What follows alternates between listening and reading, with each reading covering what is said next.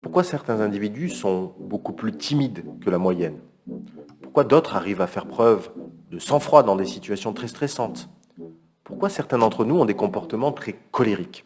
C'est ce que je vous propose de regarder aujourd'hui ensemble autour de deux traits de notre personnalité qui, bien que strictement indépendants de l'un de l'autre, quand ils se conjuguent, proposent ce qu'on appelle les différents styles de contrôle de la colère.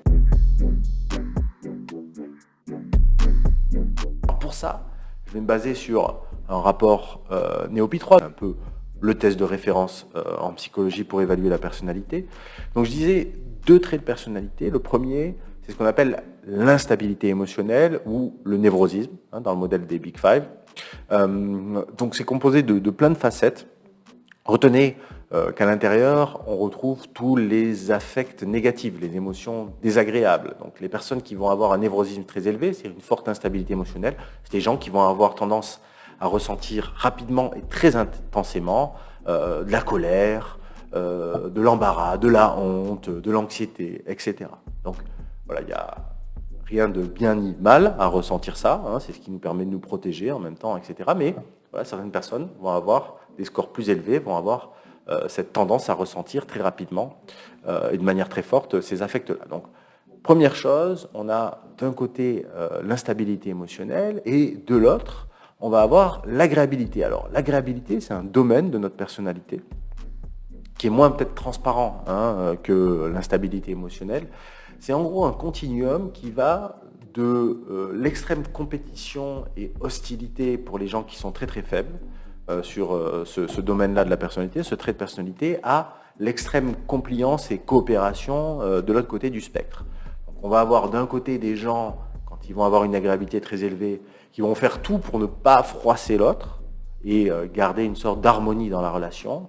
Et pour les gens qui ont une agréabilité très très faible, c'est des gens qui vont être assez hostiles, qui vont avoir tendance à voir l'autre comme un compétiteur, voire qui vont projeter des mauvaises intentions sur l'autre et qui vont avoir tendance à vouloir peut-être un petit peu utiliser l'autre à des fins personnelles. Donc, agréabilité et instabilité émotionnelle sont en gros les deux mamelles du contrôle de la colère. Alors on va aller regarder ça de près. Que se passe-t-il quand on mélange un petit peu ces deux traits chez un individu? Alors, je vais prendre les combinaisons les plus extrêmes, mais la plupart d'entre nous se situent souvent entre deux des descriptions que je vais vous proposer. Donc, quelques individus sont positionnés à ces extrémités, mais la plupart d'entre nous, nous sommes plus modérés sur ces différents traits. Alors, prenons d'abord les profils colériques. Les profils colériques, c'est des gens qui vont d'une part avoir une instabilité émotionnelle très très forte, une tendance très rapide à vivre de la colère, de l'hostilité, etc. Et qui en plus vont avoir une agréabilité très très basse.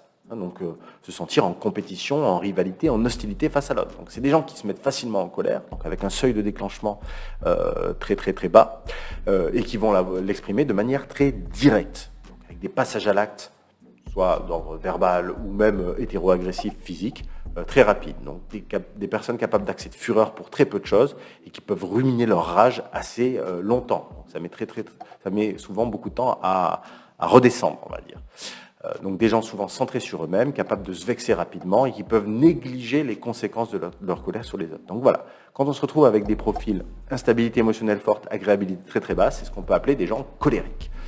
Regardons un petit peu ce qui se passe quand on garde cette instabilité émotionnelle très très forte, mais qu'on change radicalement le curseur du côté de l'agréabilité avec une agréabilité très élevée. C'est là où on va avoir des profils très timides. Des gens qui vont avoir cette même tendance à vivre très rapidement et intensément des affects négatifs, de la colère, de l'hostilité, avec une forte impulsivité, mais ça va rentrer en conflit avec leur agréabilité très forte parce qu'ils ne vont pas pouvoir la diriger sur l'autre. Ils ne vont pas pouvoir trouver ce mauvais objet sur lequel, en gros, se défouler et puis à qui adresser cette rage. Et donc, on se retrouve avec un conflit intrapsychique entre ce névrosisme, cette instabilité émotionnelle très élevée et cette agréabilité très élevée. Donc, des gens qui vont vivre beaucoup de sentiments de colère, mais qui vont avoir des difficultés à l'exprimer parce qu'ils ne veulent pas offenser ou blesser l'autre. Donc ça, c'est l'agréabilité très élevée. Donc c'est là où ce conflit, en gros, c'est ce qu'on appelle timidité, c'est l'expression de ce conflit interne. Donc c'est des personnes qui quand cette colère est trop importante, cette agressivité est trop forte, eh bien, le destin de cet affect, ça va être peut-être de le retourner contre soi-même, hein, dans certains cas. Donc c'est ce qu'on peut appeler les profils plus timides. Alors on regarde rapidement les autres combinaisons.